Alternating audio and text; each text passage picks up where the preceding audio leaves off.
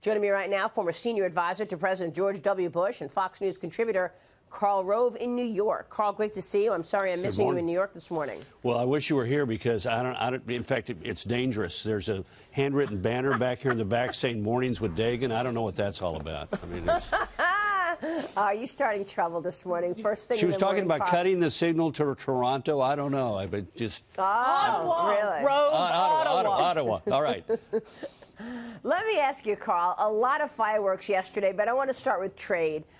We've got the USMCA one step closer to ratification, we imagine, given the fact that the vice president will meet with the prime minister today. What's your expectation in terms of Nancy Pelosi bringing that to the floor for a vote? Well, look, having been through a couple of trade battles with Nancy Pelosi as Speaker in 2007 and 8, she's not going to be easy about this.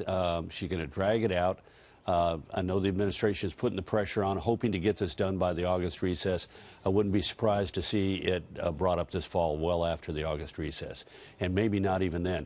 Look, she's got two issues here. One is a political problem.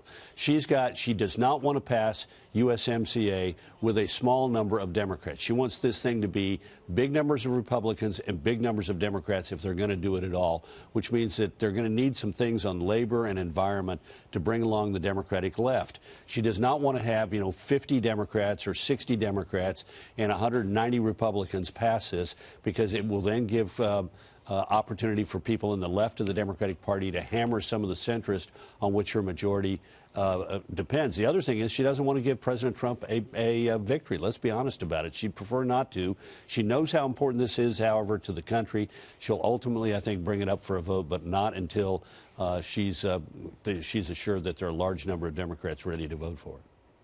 Because I think that if she were to bring it to the floor, it would pass. It would get the votes. You've got a lot of Democrats representing states that are actually going to see an impact on manufacturing.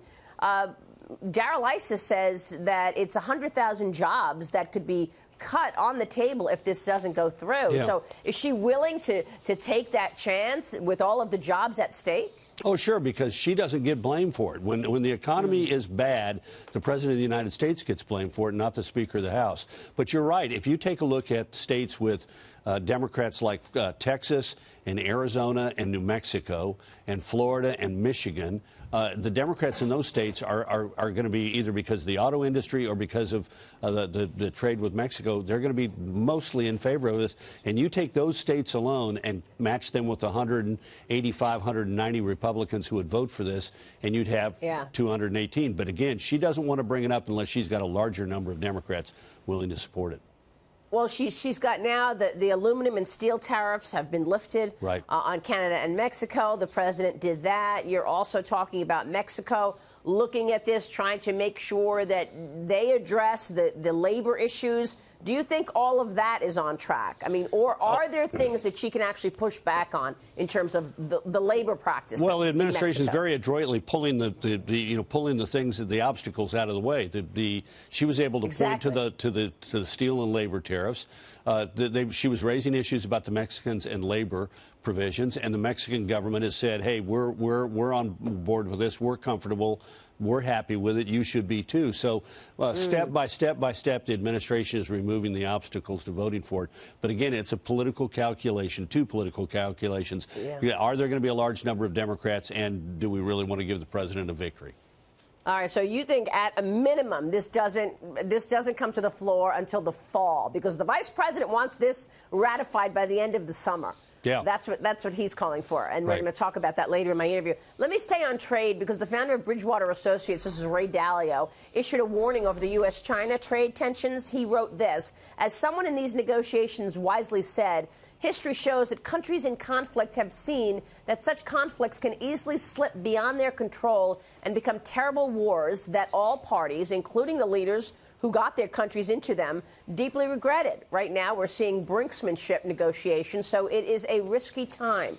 Your reaction to what's taken place so far with China? I spoke with Secretary Pompeo this week, and he's been out and about talking to our friends in Europe, our friends across the world, as well as in the U.S., trying to stress the national security issues around China. It's not just an economic story. Yeah, he's been particularly concerned about Huawei and been very pointed in his comments about that. And look, Mr. Dalio has got a great deal of expertise in this part of the region. I'm not certain I share the concern that we're on the brink of war, but we are on the brink of some very severe economic consequences, both for the Chinese and for the United States. And they apparently were close to a deal, and then the Chinese stepped back. That's not a good sign. And then we are also seeing a rising number of complaints by American companies who export to China or who import items from China that are critical to their finished product, who are complaining about non-tariff obstacles to trade.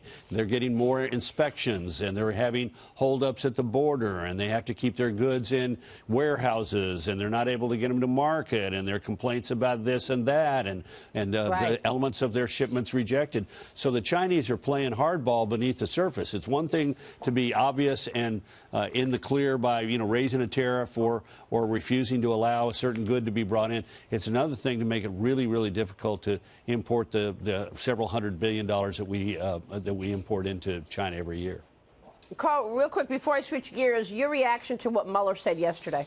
Well, the Democrats were desperately hoping that he would say something different and new and more expansive than he said in his report, and he didn't.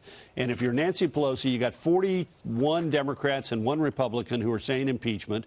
She knows that the impeachment is a political disaster for them. New Harvard-Harris poll, 65% of Americans oppose impeachment. Large number of Democrats support it, but large majorities of independents and almost every Republican oppose it.